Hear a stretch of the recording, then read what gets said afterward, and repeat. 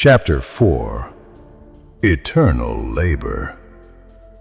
Imagine a universe that runs like a vast machine, every river guided, every flood controlled, every grain of fertile soil shaped and protected, every aspect of the world maintained with precision. That responsibility belonged to the Igigi. They were not kings among gods. They were not worshipped beings seated on thrones of glory. They were the labor force, the divine workers of existence. They dug irrigation canals so water could sustain life. They cleared land. They managed storms. They carved order out of chaos. They worked, day after day, century after century, era after era. There is something uniquely human about their suffering, even though this story claims they were divine, because they did not simply carry physical burden, they carried emotional weight, the weight of responsibility with no end. Think about your own life for a moment. The responsibilities that never stop, bills that never stop coming, work that never truly finishes, expectations that never fully disappear.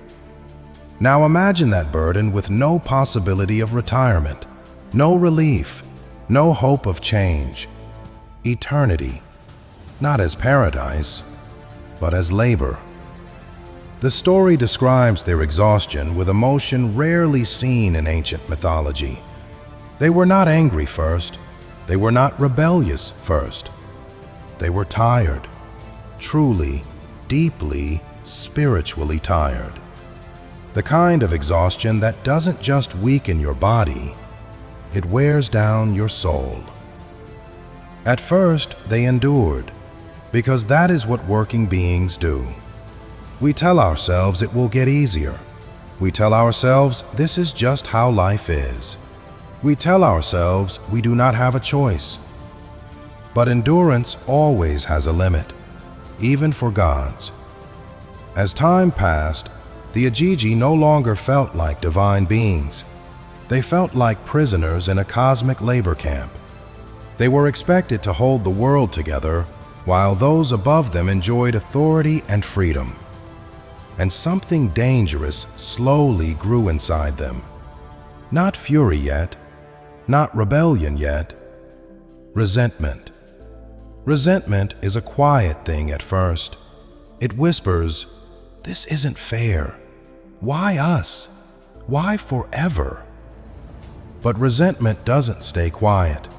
It spreads, it hardens, it turns into something much more powerful. It becomes a decision. Eventually, their suffering could no longer remain invisible. Their exhaustion became visible. Their anger became undeniable. Their patience was gone. The myth describes this moment as a cosmic tipping point, the moment where the system the gods created stopped working, because the very beings meant to carry the universe no longer wanted to. And in that moment, the Igigi did something unthinkable, something that had never been done in all of divine existence. They decided to stop. This was the moment history shifted, because when those who carry the world decide to put the world down, everything changes. The revolt was coming, and it would reshape the destiny of both gods and humanity.